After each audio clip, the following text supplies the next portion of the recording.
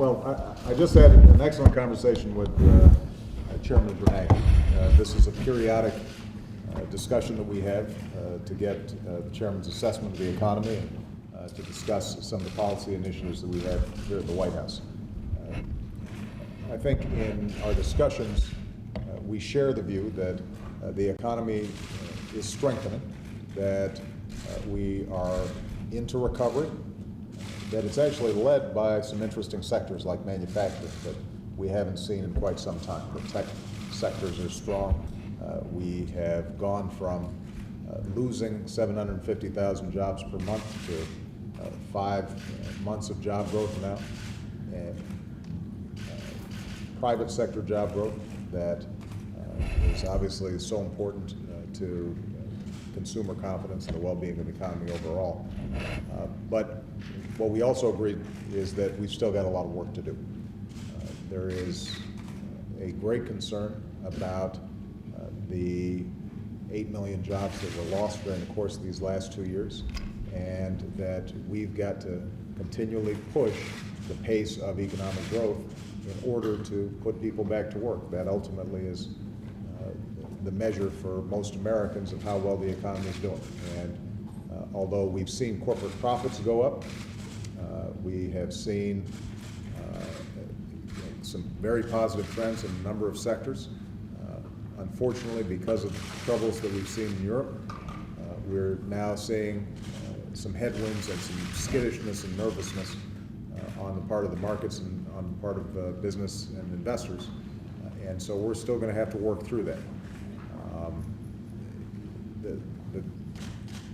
The thing that I think both of us emphasized was that if we can make sure that we continue to do the things that we're doing, deal with folks who need help, so passing unemployment insurance, for example, making sure that we are working to get credit flowing to small businesses that are still having some difficulties in the credit markets, strengthening consumer confidence, then we think that the general trends will be good, but we're going to have to keep on paying a lot of attention to the labor markets and helping people who have been displaced during the last couple of years get back into the labor market.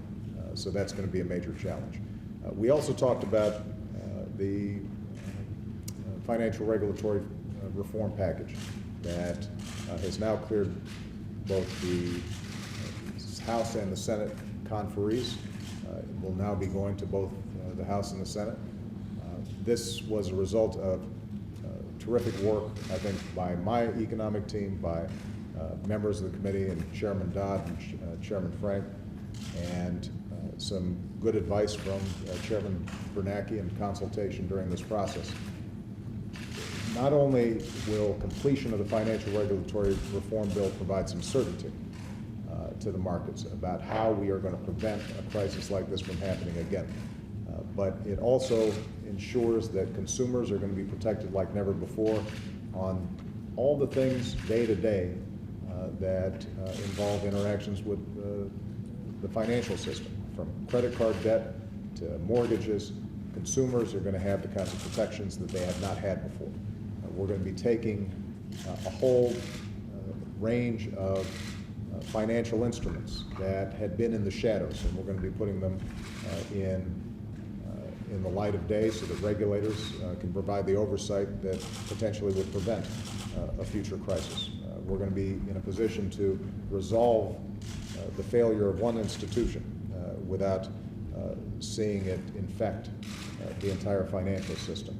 And this weekend at the G20, we talked about how we can coordinate effectively with the international community to make sure that high standards for capital and reduced leverage apply not just here in the United States but across the board. So overall, I think that listening to Chairman Bernanke, I continue to be convinced that with financial regulatory reform in place, with a recovery well underway, that we have enormous potential to build on the hard work that's been done by this team and put people back to work and keep this recovery in the economy growing over the next several years. But we can't let up. We're going to have to continue to be vigilant. I know that the chairman feels the same way with respect to his role, and we look forward to working together in our respective institutions to make sure that we keep this recovery going on track. Okay? Thank you. We had a wide-ranging discussion. I'm very appreciative of the chance to do that. We talked about the outlook for the economy. We talked about financial regulatory reform. The President talked about some of the issues in that area. But I think, very importantly, we also talked a lot about the international context. What's happening around the world, in emerging markets, in Europe, affects us here in the United States, and it's important for us to take that global perspective as we discuss the economy. All right. Thank you, guys. Thank you, guys. Lights, please.